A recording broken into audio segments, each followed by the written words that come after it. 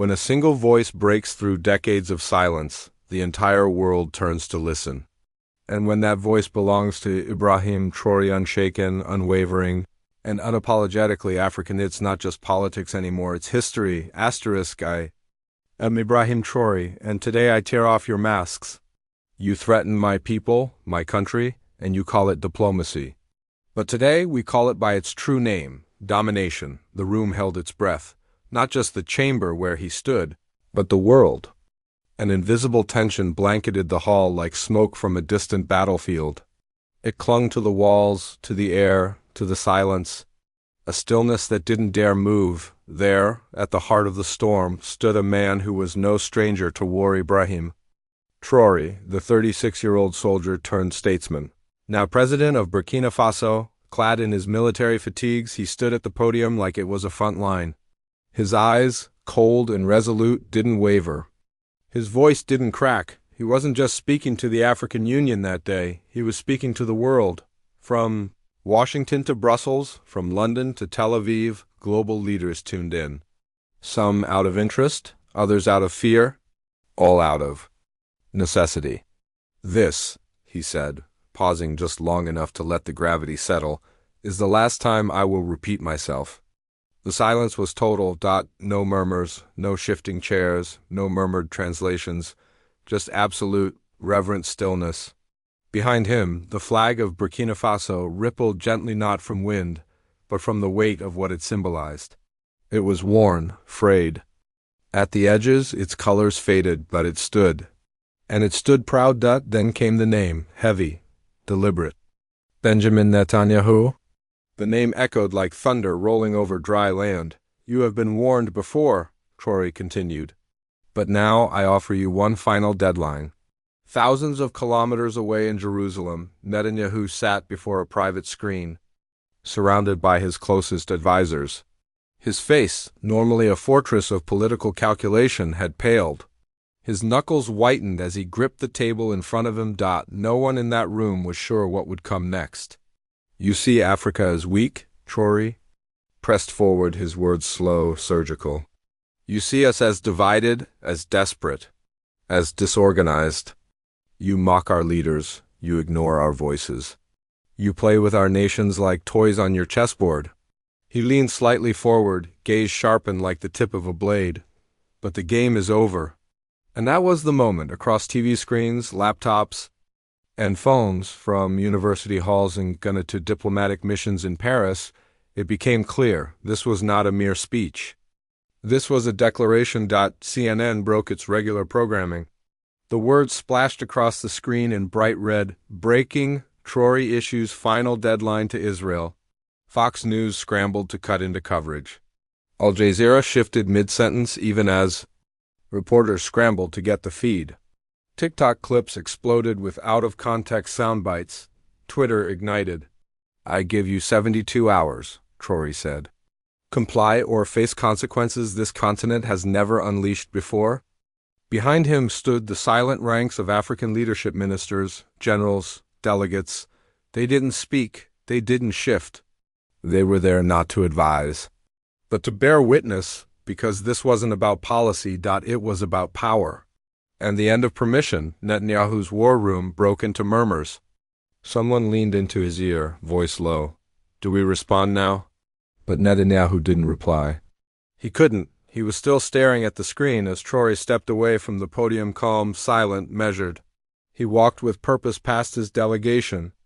Never turning back, he had said what needed to be said. And in doing so, he had done what no African leader had dared in decades. He had drawn a line. And he dared the world to cross it. The world reacts. 3 hours later, 3 hours.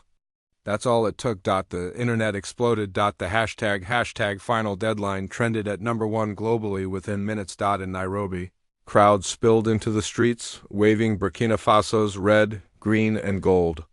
In Lagos, massive digital billboards played. The speech on repeat as people stood shoulder to shoulder, fists raised.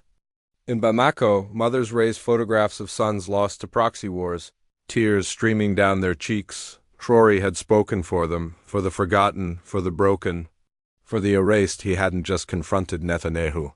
He had said what millions, had only ever whispered, rumors and revelations. Theories explode, but then came the questions. What exactly was the deadline about? Theories emerged like wildfire in dry wind. Some claimed Netanyahu had brokered a secret arms deal using third-party militias to destabilize West African leadership.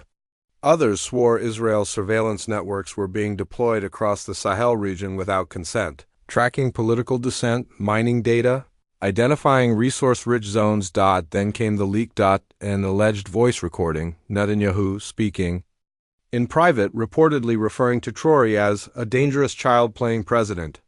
No major outlet could verify its authenticity. But in the court of global opinion, it didn't matter. The damage was done. The Israeli response the next morning. Under blinding lights and glaring cameras, Netanyahu addressed the press. His suit was pristine, his tie perfect. But his eyes, those eyes betrayed the storm behind them. "We take the concerns of President Traore seriously," he said, trying to control the tremble in his voice. "We are open to diplomatic engagement." But it was too late. His words were lost in the roar of what had already begun, because Traore didn't retreat after the speech. He moved. Hours later, he flew to Addis Ababa, Ethiopia, to stand before the African Union not as a speaker, but as a strategist. With the entire continent watching, he said, "If our dignity is ignored, then we will reclaim it ourselves." That same day, 6 African nations suspended unofficial security talks with Israel. Others began drafting regional economic pacts without Western input. For the first time in decades, a door had slammed shut. And Traore had thrown away the key, the shockwave, 48 hours after the speech.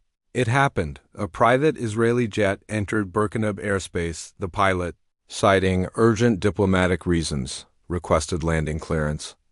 In Ouagadougou, the response from Traore's administration was ice cold.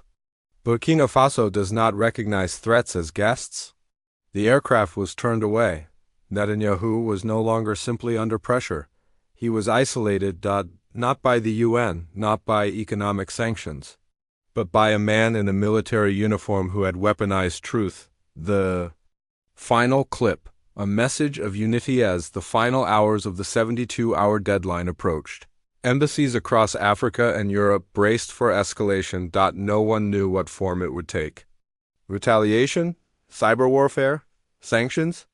A coordinated expulsion of Israeli envoys. But what came next stunned everyone. A short video, 15 seconds. Posted without fanfare. No hashtags. No introduction. No title. Just Ibrahim Traoré sitting in a darkened room. No flags, no podium, no advisors. Only him, raw, unfiltered, calm. He looked directly into the camera, and he spoke. "We will respond," he said, voice steady. Not with vengeance. A pause, but with something far more dangerous to men like Netanyahu. Another pause. Unity. The screen faded to black. The aftermath. That single word reverberated through capitals around the world. Unity. Not armies. Not weapons, not revenge, but solidarity. The unthinkable was happening. Africa, so often divided by colonial scars, foreign interference, and economic dependence, was waking up. And it wasn't asking for permission anymore. It was giving a deadline. Your turn now. It's your turn to speak. Where are you watching from? Drop your city or country in the comments. Let the world know that Africa is not alone.